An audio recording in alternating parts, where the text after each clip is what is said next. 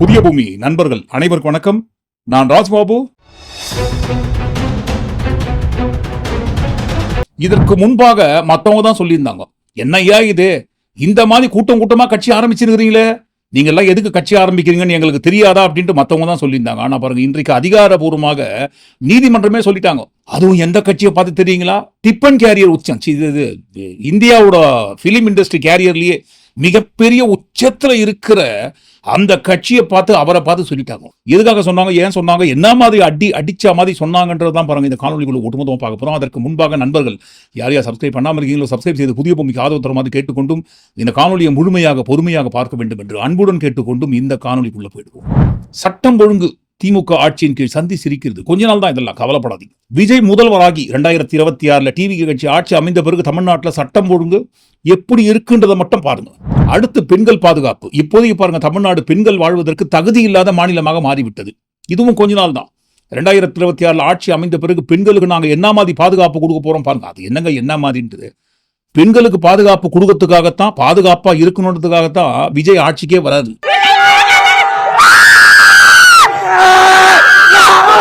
இன்னும் எங்க பெண்களுக்காக நிறைய விஷயங்கள் சொல்லியிருக்காரு. எல்லா லேடிஸ்க்கும் பாதுகாப்பா இருக்கணும். அது இப்ப அதுக்காக தான் எல்லாமே வெயிட் பண்ணிட்டு அவ்வளவு தூரத்துல இருந்து எல்லாருமே விட்டுட்டு இங்க வந்திருக்கோம். அடுத்து தேர்தல். 5 வருஷத்துக்கு ஒரு முறை வருகின்ற தேர்தல் கிடையாது, இது ஒரு வித்தியாசமான தேர்தல். 50 வருஷத்துக்கு ஒரு முறை வருகின்ற தேர்தல். ஒவ்வொரு 5 இயர்ஸுக்கும் நடக்கிற எலெக்ஷன் மாதிரி இதை நினைச்சிடாதீங்க.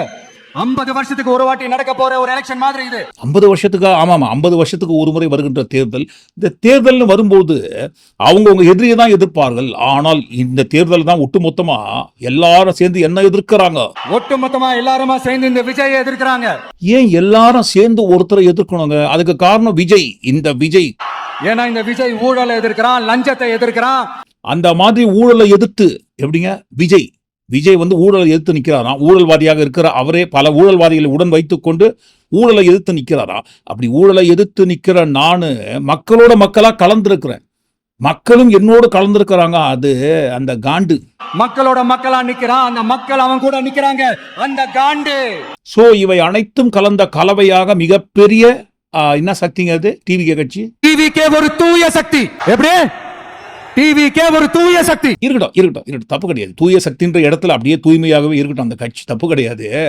இந்த கட்சியை பார்த்து நீதிமன்றம் என்ன மாதிரி சொன்னாங்கன்றதை நம்ம அடுத்து பார்ப்போம். இப்போ சட்டம் ஒழுங்கு, பெண்கள் பாதுகாப்பு, ஊழல். டிவிகே கட்சி ஆட்சி அமைந்த பிறகு முதல்வர் விஜய் தலைமையில் அமைகிற அந்த ஆட்சியில சட்டம் ஒழுங்கு என்ன மாதிரி காப்பாற்ற போறோம்னு சொன்னாங்க இல்லைங்களா?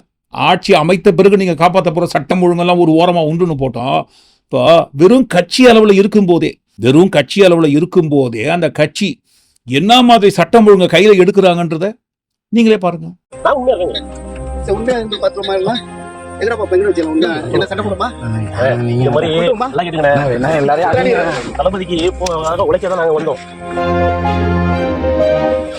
சண்டை போடுவோம், உண்மையா சண்டை போட்டுப்போம். உங்கள்ட்ட நீங்க எங்க அடிங்க எவ்வளவு உண்மையா சண்டை போடுவோம். சண்டை போட்டு போட்டு இவரு சண்டைக்கு வர சண்டை தானே கூப்பிடுறாங்க.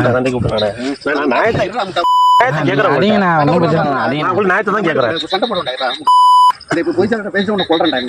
நேரம் அப்படியே ஒரு 2000 பேர் அழைச்சிட்டு வருவேன், பிரிச்சு எடுப்பான்.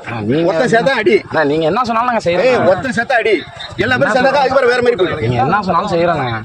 நீங்க எங்களுக்கு என்ன ஒரு அரவணைப்பு கொடுத்தாங்க, நீங்க என்ன சொன்னாலும் நாங்க செய்யறோம். நான் எதுவும் பார்க்க மாட்டேன். என்ன சொல்றேன், அவருக்கு ஒண்ணா நான் கொலை பண்ணிட்டு போகணும்னு நான் யோசிக்க மாட்டேன். என்ன வேணா பண்ணிட்டு போடுவேன், யாரையும் பத்தி யோசிக்க மாட்டேன். மிரட்டுறது யாரு? டிவிகே கட்சி. யாரை மிரட்டுறாங்க? அதையும் டிவிகே கட்சிக்காரங்கள் தான். சொந்த கட்சி காரணங்களே அந்த கட்சியை சேர்ந்தவங்களே என்ன மாதிரி மிரட்டுறாங்க பாருங்க, எவ்வளவு அழகா மிரட்டுறாங்க. யாருங்க? நாகப்பட்டினத்தை சேர்ந்த மாவட்ட செயலாளர். நம்மெல்லாம் கேனிபல்ஸை ராங் டர்ன் அப்படின்ற ஒரு மூவி வழியாக தான் பார்த்துருப்போம். அதற்கு முன்பாக நிறைய படம் வந்தது கேனிபல்ஸை குறித்து. ஆனால் ரொம்ப பிரபலமாக இருக்கிற இப்போதைக்கு சமீபத்தில் வெளியான திரைப்படங்கள் தான் இந்த ராங் டர்ன். பல பாகங்களில் வந்தது. அவங்களாம் மேக்கப் போட்டுன்னு கேனிபல்ஸாக நடிச்சாங்க. ஆனால் நடமாடும் கேனிபல்ஸை எங்கேயா நம்ம பார்க்க முடியுமா? நம்ம வாழ தலைமுறையிலே இப்போ நம்ம பார்க்குறோம். அதுவும் சாதாரணமாக இல்லை. திரைப்படங்களில் வருகின்ற கேனிபல்ஸையே மிஞ்சக்கூடிய வகையிலான உலக மகா கேனிபல்ஸ். தலையை வெட்டுவோம், அதுக்குள்ள வர மூளையை எடுத்து ரோட்ல போட்டு அடிப்போம்.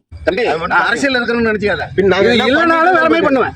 இன்னைக்கே தூக்கி போட்டு இதுகளை எல்லா பேரும் நான் சொல்றேன், இன்னைக்கே தூக்கி போட்டு எது வேணாலும் பண்ணுவேன். எனக்கு மாவட்ட செயலர் பொறுப்பே வேணாம், தலையே வெட்டுவேன், மூளையை எடுத்து வந்து ரோட்ல போட்டு அடிப்பேன்.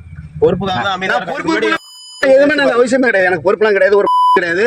அழைச்சிட்டு உன் கூட்டாளிட்ட சொல்லி உன் காலை வெட்ட போறான்னு சொல்லி நேரா சொல்லு.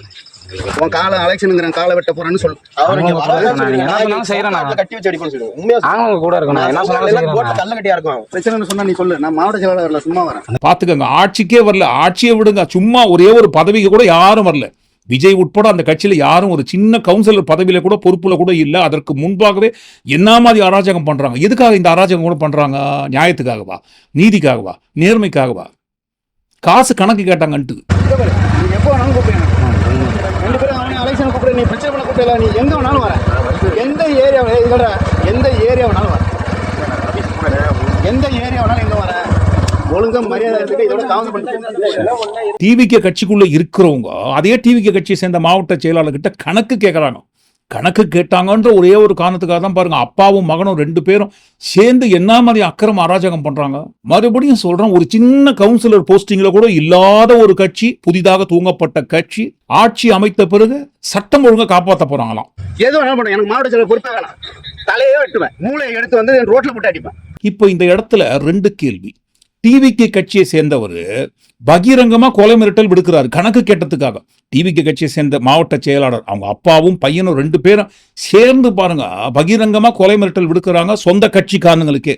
கொலை மிரட்டல் விடுத்த டிவிகே கட்சியை சேர்ந்த மாவட்ட செயலாளர் மற்றும் அவருடைய மகன் 2 பேரையும் தூக்கி உள்ள உட்கார வச்சா என்ன சொல்லுவாங்க? ஐயோ, கூட்டம் வளர்ந்துட்டு பொறாமப்படுறாங்களே.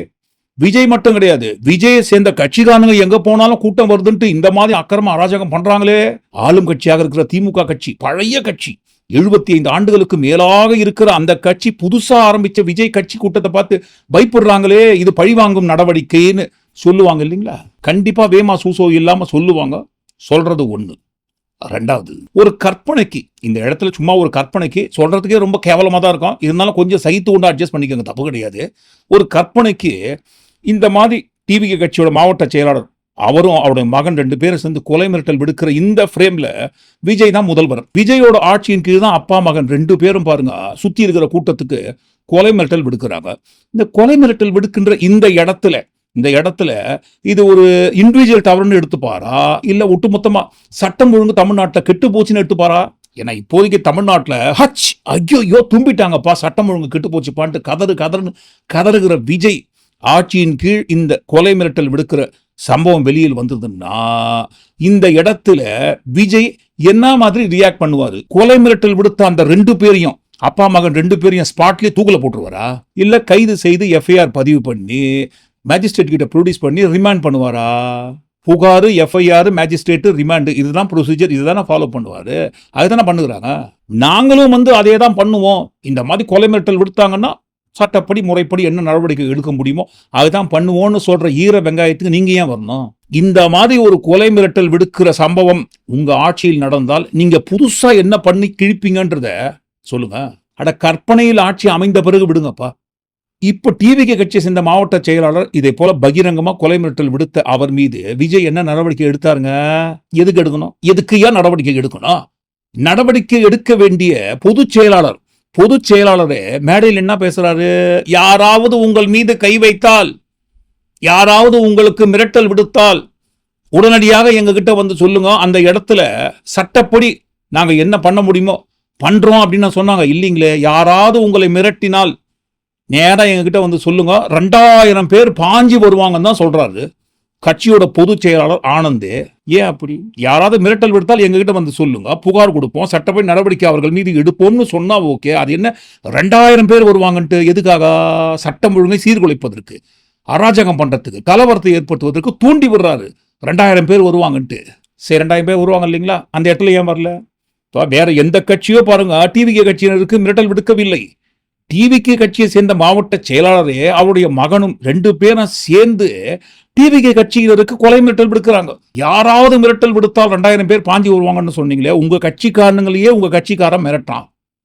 ஏன் அந்த இடத்துல 2000 பேர் பாஞ்சி பறந்து வந்து போராண்டல? இந்த கொலை மிரட்டல் விடுக்கிற இந்த இடத்துல ஒரே கல்ல 2 மாங்கா. சட்டம் ஒழுங்கை பாதுகாக்க போற லட்சணம் இப்பவே தெரியுது. ஊழலையும் லஞ்சத்தையும் எதிர்த்து நிற்கிற விஜய் தலைமையில் ஊழலற்ற ஆட்சியை கொடுப்போம்ட்டு ஊழல்வாதியாக இருக்கிற அவரை அதிகாரப்பூர்வமாக கருப்பு பணத்தை பதுக்கி வச்ச குற்றத்திற்காக அபராதம் கட்டுறாரு. ஆட்சியே இன்னும் அமையல, தேர்தல் வரல, ஓட்டு போடல, எவ்வளவு ஓட்டு உங்களுக்கு விழுன்னு தெரியல. அதற்குள்ளாகவே பாருங்க தலையிலேருந்து மூளையை எடுக்கிற வரைக்கும் வந்துட்டாங்களே. இதுக்கு தான் பெரியவங்க சொல்லுவாங்க, ஓனனை பார்த்து உன் முதுகு கோணல்னு ஒட்டகம் சொல்ற கணக்காக ஊருக்கு உபதேசம் செய்யுமா பள்ளி, அது போய் விழுமா கழநீர் பானையில் துள்ளி. சம்மந்தியை சதத்துக்கு சாப்பிட போன மாதிரி எல்லாரும் ஒரே குட்டையில ஊர்ன ஊழல் மட்டைகளாக இருந்து கொண்டு ஏன் சார் இப்படியே? ஊழல் செய்யவே மாட்டான், ஒரு துளி ஊழல் கரை கூட படியவே படியாது, படியவும் விட மாட்டான். இப்படி எதுக்குமே ஆசைப்படாத ஒருத்தன் அரசியலுக்கு வரான் அப்படின்னா, அவன் கண்ணு முன்னாடி ஏதாவது ஒரு தப்பு நடக்குது அப்படின்னா, அவன் கண்ணு முன்னாடி ஏதாவது இந்த மாதிரி ஒரு ஊழல் நடக்குது அப்படின்னா அதை பார்த்துக்கிட்டு அவன் சும்மா இருப்பான்னு நினைக்கிறீங்க? அடுத்து பெண்கள் பாதுகாப்பு. பெண்களுக்கு பாதுகாப்பு கொடுக்கறதுல நோ காம்ப்ரமைஸ். பெண்களுக்கு பாதுகாப்பு கொடுப்பதற்காகத்தான் எல்லா லேடிஸ்க்கும் ஒரு பாதுகாப்பாக இருக்கணும். அது வந்து இப்போ அதுக்காக தான் எல்லாமே வெயிட் பண்ணிட்டு அவ்வளோ தூரத்துல இருந்து எல்லாருமே விட்டுட்டு இங்கே வந்திருக்கோம். விஜயே ஆட்சிக்கு வராருன்னு வேமா சூசோ இல்லாம சுத்தி நிற்கிறாங்க இல்லைங்களா பேசிக்கின்னு. அவங்களுக்கு இந்த வீடியோ போட்டு காட்டுங்க சார். சத்யராஜோட மகள் திவ்யா வந்து தளபதி விஜய் அவர்களை பிரஸ் சந்திக்க மாட்டாங்கன்னு ஒரு குறை சொல்றாங்க. அவங்கள பத்தி என்ன கருத்து? அந்த ஆம்பளை கிட்ட வந்து நாங்க ஒன்றும் பதில் சொல்லணும்னு அவசியம் இல்லைங்க. இதான் உண்மை. அவங்க ஒரு ஆளே கிடையாது, அவங்க பதில் சொல்ல வேண்டிய வேலையும் கிடையாது. அந்த ஆம்பளை கிட்ட பதில் சொல்ல வேண்டிய வேலை எங்களுக்கு கிடையாது. நான் சத்யராஜ் பொண்ணு திவ்யாவை பத்தி கேட்கறாங்க. அவங்கள பத்தி அந்த ஆம்பளை தான் சொல்றேன். பார்த்துக்கோங்க, பிரபலமாக எல்லோருக்கும் தெரிந்த பிரபலமான முகமாக இருக்கிற சத்யராஜ் அவர்களின் மகளை குறித்தே இப்படி ஓப்பனா கேமராவுக்கு முன்னாடி பேசுறாங்கன்னு சொல்லும் போது, அப்ப சாமானிய வீட்டு பெண்களை குறித்து இவங்கெல்லாம் என்ன மாதிரி பேசுவாங்க, என்ன மாதிரி பண்ணுவாங்க? பெண்கள் பாதுகாவலர் விஜய் எங்க போனாருங்க? இதே அடுத்த கட்சி சேர்ந்தவங்க யாராவது சொல்லியிருந்தாங்கன்னா, ஐயோ என்னையா இது, தமிழ்நாட்டில் நாங்கள் பெண்களுக்கு பாதுகாப்பு இல்லைன்னு சொன்னோமே திமுக ஆட்சிக்கு நம்பினீங்களா? இப்போ பார்த்தீங்களா எங்க கட்சியை சேர்ந்த ஒரு பெண்ணை பார்த்து இந்த மாதிரி சொல்றாங்க அப்படின்னு சொல்லுவாங்க இல்லைங்களா? இப்போ டிவிக்கு கட்சியை சேர்ந்தவங்க தான் இதை போல பேசுறாங்க. இப்படி பேசுகிற இந்த இடத்துல அவர்கள் மீது விஜய் என்ன நடவடிக்கை எடுத்தாரு? சரி, நடவடிக்கை இருக்கட்டும். இப்போ டிவிக்கு கட்சியை சேர்ந்தவர்கள் ஒரு சில நபர்கள் இந்த மாதிரி பெண்களை குறிப்பிட்டு பேசுறது எப்படிங்க? ஒட்டுமொத்தமாக தமிழ்நாட்டில் பெண்களுக்கு பாதுகாப்பு இல்லைன்றது எடுத்துக்கலாமா, இல்லை ஒரு சில இண்டிவிஜுவல் செய்கிற தவறுகள்னு எடுத்துக்கலாமா? ரெண்டாவது சொன்னதாங்க எடுத்துக்க முடியும். எதுங்க? தனி மனித தவறு. என்ன மனித தவறுங்க? தனி மனித தவறுங்க. அது ஏதோ பாருங்க, கட்சிக்குள்ள 1000 பேர் இருப்பாங்க, 1,00,000 பேர் இருப்பாங்க. தமிழ்நாட்டில் 8 கோடி பேர் இருப்பாங்க. அந்த 8 கோடி பேர்ல யாரோ ஒருத்தர் 2 பேர் இந்த மாதிரி பேசாங்கன்றதுக்காக தமிழ்நாட்டில் ஒட்டுமொத்தமாக பெண்களுக்கு பாதுகாப்பு இல்லைன்னு சொல்லிட முடியுமாங்க விஜயோட ஆட்சியின் கீழ்? அப்படிலாம் கிடையாது. வடிவேலு சொல்ற மாதிரி இதைத்தானே எல்லாரும் சொல்றாங்க. 8 கோடிக்கும் அதிகமாக வாழ்கின்ற தமிழ்நாட்டில் யாரோ ஒரு சில தனி மனித தவறை ஒட்டுமொத்தமாக பெண்களுக்கே பாதுகாப்பு இல்லைன்ற ஒரு புராணத்தை தான் கட்சி ஆரம்பிச்ச நாள்ல இருந்து பண்ணுகிறீங்க. உங்களுக்கு வந்தா ரத்தம், மற்றவங்களுக்கு வந்தா தக்காளி சட்னியான்னு கேட்பாங்க இல்லைங்களா? மற்றவங்க ஆட்சியின் கீழ் யாராவது ஒரு தவறு பண்ணிட்டாங்கன்னா பெண்களுக்கே பாதுகாப்பு இல்லை. இதே பாருங்க, இவங்க கட்சி சேர்ந்த நபர்களோ அல்லது இவங்க ஆட்சியின் கீழ் இந்த மாதிரி ஒரு சம்பவம் நடந்தாலோ அது தனி மனித தவறு. இந்த கட்சியை பார்க்கும்போது மனசுக்கு ரொம்ப சந்தோஷமா இருக்குங்க, மன நிறைவாக இருக்கிறது. இந்த கட்சியில பெண்களுக்கு கொடுக்குற மரியாதையை பார்க்கும்போது அடடா என்ன மாதிரி இருக்குன்ட்டு ஒரு அம்மா சொல்லிட்டே இருந்தாங்க. சொல்லி கொஞ்ச நேரம் கூட ஆகல, வேதனை காட்டாங்க. இது அந்த அம்மா ஃபர்ஸ்ட் பெண்களுக்கு கொடுக்குற மரியாதையை குறித்து பேசியது. நோம்பு திறந்தாரு, எல்லாருக்கும் நன்றி சொன்னாரு. வேற எதுவுமே பேச டைம் இல்ல. ஜனங்க வந்து பொறுமையா இருக்க மாட்டாங்க. தளபதியை பார்த்தா தெரியுது அவங்களோட உடம்பு வந்து அவங்க கையில இல்ல, எல்லாம் கத்துறாங்க, விசில் அடிக்கிறாங்க. அதான் இருக்கு. அப்ப என்ன பேச முடியும்? தளபதி இவங்களே தான் இந்த கூட்டம் வேலைத்தனம் காட்டிய பிறகு பொங்கி எழுந்து அடுத்த ஃப்ரேம். கரெக்டா நீங்க ஏன் கரெக்டா நடந்துக்கவே மாட்டீங்க யாருமே? அதான் எனக்கு கோவம் வருது. நீங்க பண்ற தப்புக்கு தளபதி பேர் மட்டும் தப்பு வரும். ஏன் உங்களுக்கு அதெல்லாம் புரியலையா? சொல்லுங்க. எனக்கு கை உடைஞ்சு கால் உடைஞ்சு என் புடவை வந்து போறதுனா அது நியாயமா? டெல்லியார் யாரா பண்ணா நான் பொறுத்து போயிடுவேன். நீங்க எல்லாம் நம்மள ஒண்ணுதானே பண்ணணும். நீங்க எல்லாம் ஒண்ணுதானே? நீங்க எப்படி பண்றீங்க? நீங்க ஏன் அப்படி பண்றீங்க? ஏன் அப்படி பண்றீங்க? எனக்கு கோவம் வருது உங்க மேல. சொல்லி வாய கூட மூடல, அதே ஸ்பாட்லயே அடி வாங்கினாங்க பாத்தீங்களா? இதெல்லாம் எந்த கணக்குல வருங்க? அது தனி மனித கூட்ட கணக்குல வரும். தனி மனித கூட்டமா? ஆமாங்க, தனி மனுஷன் ஒருத்தன் தவறு பண்ணா தனி மனித தவறுன்னு சொல்லுவோம். கூட்டமா சேர்ந்து பண்ணும்போது அது தனி மனித கூட்ட தவறு. அப்படிங்களா? தனி மனித கூட்ட தவறுங்களா? அப்போ இந்த தவறு எந்த கணக்குல வரும்? யார் கணக்குல போய் சேருங்க?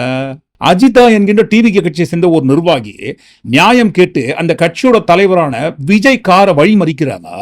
நிறுத்தி காரை விட்டு இறங்கி என்ன ஏதுன்னு கூட பாருங்க கேட்கறதுக்கு அந்த கட்சியோட தலைவனான தற்கூரி தலைவன் விஜய்க்கு துப்பு இல்லை. கீழே இறங்க வேண்டாம், கார் கண்ணாடியை திறந்து என்னம்மா இப்படி பண்றீங்களேமான்னு கேட்கறதுக்கு கூட நேரம் கிடையாது. வண்டியை விட்டு ஏத்துறா, கலையட்டம் கூட்டம். யார் வண்டியை மறிக்கிறாங்க? பனையூர் பண்ணையார் காரை வழிமறிப்பதற்கு எவ்வளவு தைரியம் இருக்கும்? விட்டு ஏத்துறா, வண்டியை போட்டோம். சார் பெண்கள்லாம் நிக்கிறாங்க சார், ஏத்துன்ற நான். பெண்களுக்கு பாதுகாப்பு கொடுக்க போற கட்சிங்க. பெண்களுக்கு பாதுகாப்பே இல்லை. தமிழ்நாட்டில் ஆட்சி அமைத்து பெண்களை பத்திரமா பாதுகாக்க போற தலைவனோட லட்சணம். தலைவன் எவ்வழியோ தொண்டர்கள் அவ்வழி. எதிர்க்க நிக்கிற பெண்ணை பெண்ணாக பார்க்காம விட்டு ஏத்துறா, வண்டி போட்டோம், அவங்க மேலேயே ஏறட்டும், கை கால் உடஞ்சி ஏதாவது நாசமா போகட்டும் அப்படின்ற ஒரு ரேஞ்சில் தலைவனே இப்படி இருந்தா தொண்டர்கள் எப்படி இருப்பாங்க? இந்த தவறு யாரோட கணக்குல வரங்க? என்னப்பா கேள்வி இது? அது ஒரு தனித்தலைவன் தவறு. என்ன தவறுப்பா? தனித்தலைவன் தவறு. ஆமாங்க, அந்த கூட்டத்துக்குள்ள இருக்கிற யாரோ ஒருத்தர் தப்பு பண்ணா அது தனி மனித தவறு. கூட்டமா தப்பு பண்ணா அது தனி மனித கூட்ட தவறு. அவர் தலைவன் இல்லைங்களா? அதனால பாருங்க, அது தனி தலைவன் தவறு. இதுக்காகலாம் பாருங்க டிவி கட்சி ஆட்சி அமைத்த பிறகு பெண்களுக்கு பாதுகாப்பு இல்லாமல் போகுமோ அப்படின்ற ஒரு ஐயெல்லாம் உங்களுக்கு தேவையே இல்லை. எவ்வளவு பேர் அடிச்சாலும் மிதிச்சாலும் உதைச்சாலும் கொன்னாலும் தலையை எடுத்தாலும் மூளையை கசக்கி பிழிஞ்சாலும் பெண்கள் மீது வண்டியை விட்டு ஏத்தினாலும் கணக்கு கேட்டதுக்காக கொலையே பண்ணா கூட நீங்க இதெல்லாம் நீங்க கணக்குல வச்சுக்காதீங்க. இதை பத்திலாம் கவலையே படாதீங்க. சுத்தமான தூய்மையாக என்ன சக்திங்க அது? டிவிக்கே ஒரு தூய சக்தி. எப்படி? டிவிக்கே ஒரு தூய சக்தி. சார் கருப்பு பண்டை பதுக்கி வைத்த ஊழல் குற்றவாளி கணக்குல வந்து 1.5 கோடி ரூபாய் அபராதம் கட்டுற இடத்துல இருக்கிறோம். கொஞ்சம் கூட மறுபடியும் ஒன்ஸ் அகைன் சொல்றோம், வேமா சூசோ இல்லாம கேமராவுக்கு முன்னாடி மைக்குக்கு முன்னாடி வாந்தி எடுக்க முடியுது. சே இதெல்லாம் ஒரு கட்சியா? இதெல்லாம் ஒரு கட்சியாயா? ஊருக்குள்ள வருமான வரி விலக்குக்காக எக்கச்சக்கமா காளான்களை போல கட்சிகள் நிறைய உருவாகிவிட்ட அந்த காளான்கள் வரிசையில் டிவிக்கு கட்சியும் ஒரு காளான் கட்சி. என்னப்பா இது? கேரியர் உச்சத்துல இருக்கிற நாடே பார்த்துனுக்கிற 1000 கோடி ரூபாய் ஒரு வருஷத்துக்கு வருமானத்தை ஈட்டக்கூடிய அவ்வளவு பெரிய நடிகரோட கட்சியை பார்த்து காளான் கட்சின்னு சொல்லலாமான்னு எங்களை பார்த்து கேட்கலாம். அப்படி யாராவது கேட்கணும்னா நீதிமன்றத்திட்ட போய் கேளுங்க. ஏனென்றால் அரசியல் கட்சிகளோட பொதுக்கூட்டம் ரோட் ஷோ சம்பந்தப்பட்ட எஸ்ஓபி வழிகாட்டும் நெறிமுறைகள் ஸ்டாண்டர்ட் ஆபரேட்டிங் ப்ரொசீஜர், இதைத்தான் ஷார்ட்ல எஸ்ஓபின்னு சொல்றாங்க இல்லைங்களா? அந்த எஸ்ஓபி சம்பந்தப்பட்ட வழக்குல உயர்நீதிமன்றம் சொன்ன கருத்துகள் கடந்த ஆண்டு செப்டம்பர் மாதத்தில் கரூர் வேலுச்சாமிபுரத்தில் விஜய் கட்சி நடத்திய கூட்டத்தில் நெரிசல் ஏற்பட்டு விலை மதிப்பில்லாத 41 உயிர்கள் பறிபோன நிலையில் தான் பாருங்க இந்த எஸ்ஓபி கொண்டு வரப்படுகிறது. இந்த எஸ்ஓபி கூட எப்படி கொண்டு வரப்படுகிறது? நீதிமன்றத்தில் தாக்கல் செய்யப்படும் பொதுநல வழக்கின் மூலமாக. கரூரில் நடந்த பெரும் துயர சம்பவத்திற்கு பிறகு வரும் நாட்களில் எந்த கட்சியோட கூட்டத்திலும் இந்த மாதிரி ஒரு சம்பவம் ஏற்படக்கூடாதவாறு எஸ்ஓபி அமைக்க வேண்டும்.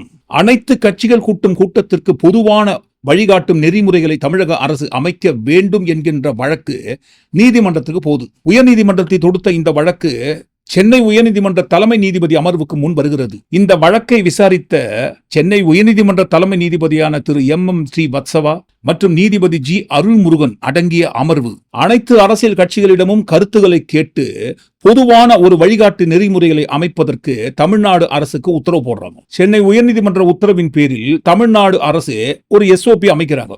அனைத்து அரசியல் கட்சிகளுக்கும் பொதுவான வழிகாட்டு நெறிமுறைகள் அமைக்கிறாங்க. தமிழ்நாடு அரசு அமைத்த இந்த எஸ்ஓபியை பெரும்பாலான கட்சிகள் ஏற்றுக்கொள்கிறார்கள், ஒரே ஒரு கட்சியை தவிர. எந்த கட்சி? யாருங்க? இப்போதைக்கு தமிழ்நாட்டில் அனைத்து கட்சிகளை காட்டிலும் அனைத்து கட்சி தலைவர்களை காட்டிலும் நான் தான் லார்டு லபகதாசன் சொல்ற ஒரே ஒருத்தர் யாருங்க? விஜய். அவரே ஒத்துக்கிறாரு நான் தான் சொல்லி. அவர் தான் பாருங்க கடந்த மாதம் 5ஆம் தேதி தமிழ்நாடு அரசு அமைத்த இந்த எஸ்ஓபியை எதிர்த்து வழக்கு போடுறாரு. என்னென்ன வழக்கு போடுறாரு? ஐயோ, அங்கீகரிக்கப்பட்ட கட்சிகளுக்கே முக்கியத்துவம் கொடுக்குற மாதிரியே இந்த எஸ்ஓபி அமைச்சிருக்காங்களே. இது முழுக்க அனைத்து அரசியல் கட்சிகளுக்காகவும் அமைக்கப்பட்ட எஸ்ஓபி மாதிரி தெரியல. என்னை எதிர்த்து டிவிக்கு கட்சிக்கு எதிராக அமைக்கப்பட்ட எஸ்ஓபி மாதிரி தெரியுது. அதனால பாருங்க இந்த எஸ்ஓபி ரத்து செய்ய வேண்டும் என்றுதான் பாருங்க நீதிமன்றத்துல டிவிக்கு கட்சி விஜய் வழக்கு போடுறாரு. விஜய் தொடுத்த இந்த வழக்கோட விரிவான விசாரணை நேற்றைய தினம் நடந்தது. சென்னை உயர்நீதிமன்ற தலைமை நீதிபதி தலைமையில் 2 நீதிபதிகள் அமர்வுக்கு முன் வந்த இந்த வழக்கோட விசாரணையில அடிக்கு மேல அடி விஜய் வாங்கியிருக்காரு பாருங்க.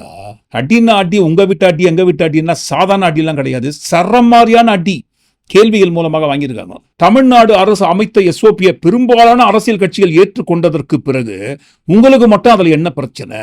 ஆமா, என்ன பிரச்சனை? ஆஃப்டர் எஸ்ஓபி இந்த புதிய அரசியல் கட்சிகளுக்கு வழிகாட்டி நெறிமுறைகள் வந்துவிட்டால் அடுத்தவங்க மேல பழிய தூக்கி போட முடியாது. அதுதான் பாருங்க மேஜர் பிரச்சனை. நான் வரேன்னு ஒரு டைமை குறிப்பேன், ஆனால் குறித்த நேரத்தை தாண்டி பல மணி நேரங்கள் கழித்து வருவேன். ஏன்னு கேட்கக்கூடாது. நான் இஷ்டத்துக்கு கூட்டத்தை கூட்டுவேன், 10,000 பேருக்கு அனுமதி வாங்குவேன். ஆனால் 40,000 பேரை காலேஜா போயிட்டு என் கெத்தை காட்டுறதுக்காக, என் ஆர்ம்ஸ் பவர் எவ்வளோ பெருசு இருக்கிற அரசியல் கட்சிகளை காட்டிலும் எனக்கு தான் எவ்வளோ பெரிய ஆர்ம்ஸ் இருக்குன்ட்டு காட்டுறதுக்காக பல காலேஜுக்கு போயிட்டு கேன்வஸ் பண்ணி கூட்டமாக கூட்டிட்டு வந்து காசு செலவு பண்ணி கூட்டத்தை கூட்டிட்டு வந்து கூட்டி வைப்பேன். பட்டியல ஆடு மாடுகள் அடைப்பாங்க இல்லைங்களா, அதை விட மோசமா இடமே இல்லைனாலும் போட்டு அடைச்சி வைப்பேன். எனக்கு தான் கூட்டம் அதிகமா இருக்குன்னு கெத்து காட்டுறதுக்காக. கூட்டத்துக்கு அடிப்படை வசதி எதுவுமே செஞ்சு கொடுக்க மாட்டேன். தண்ணி கொடுக்க மாட்டேன், சாப்பாடு போட மாட்டேன், சேர் போட மாட்டேன், பந்தல் அமைக்க மாட்டேன், எதுவுமே பண்ணி வைக்க மாட்டேன். எல்லாத்தையும் போலீஸ் தான் பண்ணணும். தண்ணி நீங்க தான் கொடுக்கணும் உங்க கட்சியை சேர்ந்த கூட்டத்துக்கு. எல்லாம் உளவுத்துறை தான் கொடுக்கணும், தமிழ்நாடு அரசு தான் பொறுப்பேற்றுக்கணும், காவல்துறை தான் முதல்ல வந்து நிற்கணும். சாப்பாடு போட்டாலும் கூட பாருங்க எங்க கூட்டத்துக்கு காவல்துறை தான் போலீஸ் தான் கொடுக்கணும். நாங்க ராஜா மாதிரி வந்துட்டு போவோம். இதெல்லாம் எஸ்ஓபி அமைப்பதற்கு முன்பாக இப்படிதான் நாங்க பண்ணிட்டு இருந்தோம். இப்ப எஸ்ஓபி அமைத்த பிறகு எல்லா பொறுப்புகளையும் அரசியல் கட்சியினர் மீது சுமத்துறாங்க. என்ன பொறுப்பு? தண்ணி கொடுக்கணும், சாப்பாடு கொடுக்கணும், அடிப்படை வசதியை செஞ்சு தரணும், சேர் போடணும், பந்தல் அமைக்கணும். கூட்டத்தை கட்டுப்பாடோடு நடத்துவதற்கு உங்க கட்சியை சேர்ந்த சொந்த கட்சியை சேர்ந்த தொண்டர்படை அமைக்கணும்னு சொல்றாங்களே யுவரானர். எல்லாம் பொறுப்பையும் அரசியல் கட்சி மீது போடுறதுல என்ன நியாயம் இருக்கு யுவரானர்? அதுக்காக தான் பாருங்க இந்த எஸ்ஓபியை எதிர்த்து ரத்து செய்ய கோரி வழக்கு போட்டுருக்கோன்னு வேமா சூசோ இல்லாம போய் நின்னாங்க. அப்படி போய் நின்று அந்த வழக்கில் தான் நேற்றைய தினம் அடிக்கு மேல அடி வாங்கினாங்க, கேள்விக்கு மேல கேள்வி கேட்டாங்க. இந்த எஸ்ஓபியில உங்களுக்கு என்ன பிரச்சனை? பெரும்பாலான கட்சிகள் இந்த எஸ்ஓபியை ஏற்றுக்கொண்ட பிறகு உங்களுக்கு மட்டும் என்ன பிரச்சனை? இல்லங்க, புதிய கட்சிகளை காட்டிலும் பழைய அங்கீகரிக்கப்பட்ட கட்சிகளுக்கு தான் முக்கியத்துவம் கொடுப்போம்னு சொல்றாங்க. அதுல என்னையா தவறு இருக்கு? வருமான வரி விலக்குக்காக ஊருக்குள்ள காளான்களைப் போல புதிய கட்சிகள் உருவாகிறது. அப்படி காளான்களைப் போல உருவாகிற அந்த புதிய கட்சிகள் எதுவுமே தேர்தலில் போட்டியிடுறதே கிடையாது. அதனால பல எம்எல்ஏக்களும் பல எம்பிக்களும் இருக்கிற கட்சிகளுக்கு முன்னுரிமை கொடுப்பதில் என்ன தவறு இருக்கிறது? இது எல்லாத்துக்கும் மேல ஒரு கேள்வி கேட்டாங்க பாத்தீங்களா? இந்த வழக்கை போட்டிருக்கீங்களே தமிழக வெற்றிக் கழகம் என்கின்ற கட்சி, அந்த தமிழக வெற்றிக் கழகம் என்கின்ற கட்சி இதுவரை எத்தனை தேர்தலில் போட்டியிட்டு இருக்கிறது? ஒரே ஒரு தேர்தலில் கூட இன்னும் போட்டியிடவில்லை யுவரானர். அப்படி இருக்கும்போது இந்த வழிகாட்டு நெறிமுறைகளை ஏற்றுக்கொள்வதில் உங்களுக்கு என்னப்பா பிரச்சனை? பல கட்சிகள் ஏற்றுக்கொண்ட பிறகு நீங்க மட்டும் தகராறு பண்ணினுங்கிறீங்க. அது யுவரானர், நாங்கள் பொறுப்பில்லாத ஒரே ஒரு 0.5% கூட பொறுப்பில்லாத பொறுப்பற்ற ஜாம்பிஸ் கூட்ட வகையராவை சேர்ந்தவங்க சார். நாங்க எதிர்க்க இருக்கிற உசுரா பார்க்காம எங்களுக்கு தெரிஞ்ச ஒரே ஒரு பேசி விஜய் பேஸ் தான். அந்த விஜய் பேச பார்க்கறதுக்காக எத்தனை பேரை வேணா ஏறி மிதிச்சு கழுத்துல காலை வச்சு கொலை பண்ணிட்டு விஜய வீடியோ எடுத்துனுக்கிற கூட்டம் யுவரானர். இப்படி ஒரு கேவலமான கூட்டத்தை வைத்துக் கொண்டு கட்சின்ற பேர்ல கட்சி நடத்தி கொண்டிருக்கும் எங்க கட்சிக்கும் சேர்த்து பெரிய கட்சிகளுக்கு விதிக்கும் அதே பொதுவான வழிகாட்டு நெறிமுறைகளை விதித்தால் எப்படி யுவரானர்? இப்படியே கேளுங்க நீதிமன்றத்தில் போயிட்டு இதே மாதிரி ஒரு வாதத்தை முன்வைத்து, நாங்க இந்த மாதிரி ஒரு கேவலமான வகையை சேர்ந்த கூட்டமா இருக்கும்போது எங்களுக்கும் சேர்த்து இந்த மாதிரி எஸ்ஓபி எல்லாம் போட்டா எப்படின்ட்டு கேளுங்க. ஏன்னா கேள்வி கேட்பது நீதிமன்றத்தில் தலைமை நீதிபதி. எல்லா கட்சிகளும் ஏற்றுக்கொண்ட பிறகு நீங்கள் மட்டும் ஏன் ஏற்றுக்கொள்ள மறுக்கிறீர்கள்? அதுல உங்களுக்கு என்ன பிரச்சனை? ஒரு தேர்தலில் கூட போட்டி போடாத புதிய கட்சி நீங்க. வருமான வரி விலக்குக்காக எப்படிங்க? வருமான வரி விலக்குக்காக புதிய காளான்களை போல கட்சிகள் உருவாகி கொண்டிருக்கிறதேன்னு கேட்கறது தலைமை நீதிபதி. இதுல வேற பாருங்க, ஆட்சி அமைத்து சட்டம் ஒழுங்கெல்லாம் காப்பாற்ற போற சட்ட வல்லுநர்கள் எந்தெந்த வகையில சட்டத்துல ஓட்டையெல்லாம் இருக்கோ அதெல்லாம் யூஸ் பண்றதுக்கு இப்பவே கத்துனுக்குறாங்க. தமிழ்நாடு அரசு அமைத்திருக்கும் இந்த எஸ்ஓபி 5000 பேருக்கு மேல கூட்டம் கூடினால் அப்ளிகேபிள் ஆகும் அப்படின்ற ஒரு இடத்த கரெக்டா பாத்துறாங்க. ஓஹோ, 5000 பேருக்கு மேல கூட்டினா தானே? நாங்க 4998 பேரை கூட்டினா இந்த எஸ்ஓபிக்குள்ள நாங்க அடங்க மாட்டோம் இல்லைங்களான்ட்டு வேமா சூசோ இல்லாம 5000 பேர்னு போட்டா எங்க எஸ்ஓபிக்குள்ள வந்துட போறாங்களோன்ட்டு 4998 பேர்னு போட்டு பர்மிஷன் கேட்கறாங்கன்னா பாருங்க. இப்படி வேமா சூசோ இல்லாம நம்பர்ஸை வைத்து விளையாடுகின்ற இந்த விளையாட்டை குறித்தும் தமிழ்நாடு அரசு நீதிமன்றத்தின் முன் வாதத்தில் வைக்கிறாங்க. இன்னும் ஒரே ஒரு கவுன்சிலர் போஸ்டிங் கூட வரலங்க.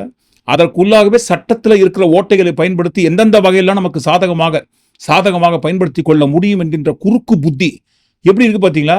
இதனால தான் பாருங்க நீதிமன்றத்தில் அடிக்கு மேல அடி வாங்கினார் விஜய்.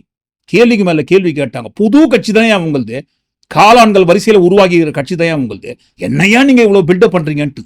தமிழ்நாடு அரசு அமைத்திருக்கும் இந்த எஸ்ஓபியை ஃபாலோ பண்ணி வாங்கித்தான் ஆகணும். இந்த வழக்கோட விசாரணை 3 வாரம் கழித்து தள்ளி வைக்கிறோம்னு தள்ளி வச்சிருக்காங்க. அது கூட எதுக்காக 3 வாரம்? வாங்கின அடி கொஞ்சம் ஆறணும் இல்லைங்களா? ஆற விட்டு மறுபடியும் அடி வாங்கணும். அதுக்காக தான் 3 வாரம் கழித்து தள்ளி வச்சிருக்காங்க.